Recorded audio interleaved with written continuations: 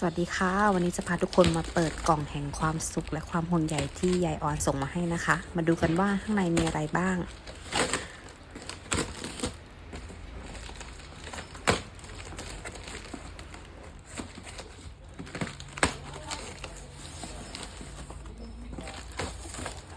ผักเยอะมากค่ะทุกคน เพราะว่าช่วงเวลากลับไปช่วงปีใหม่อะค่ะ ผักห่อไม่ทันเลยมีทั้งบรอกโคลี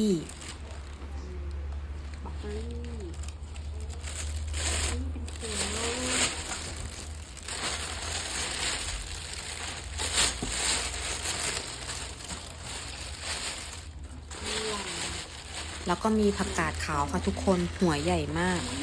เมนูเพื่อสุขภาพต้องเข้าแล้วนะคะ ช่วงนี้เดี๋ยวไปรับชมกันนะคะว่าในกล่องมีอะไรอีก ก็จะมีที่เห็นก็จะมีกะหล่ำหัวเขาใหญ่มากเหมือนกันค่ะทุกคนผักปลอดสารพิษค่ะ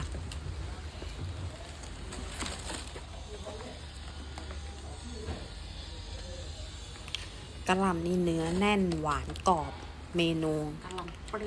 กะหล่ำผัดน้ำปลาดีกว่าค่ะทุกคนเดี๋ยวเราไปรับชมกะหล่ำปีผัดน้ำปลากันเลยดีกว่านะคะทุกคนไปค่ะของฝากจากขอนแก่นจ้า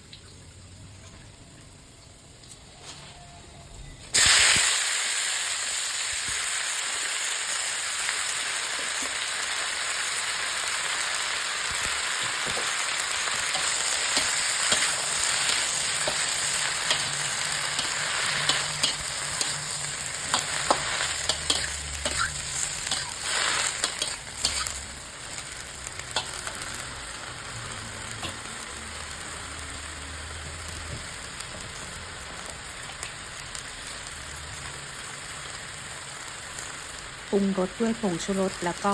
พระเอกของเราน้ำปลานะคะเพราะว่าผักมีความหวานกรอบอยู่แล้ว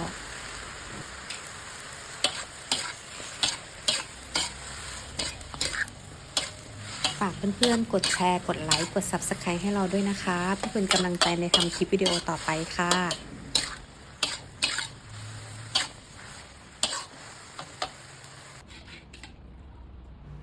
กะหล่ำปีผัดน้ำปลาเรียบร้อยแล้วค่ะ ทานข้าวด้วยกันนะคะ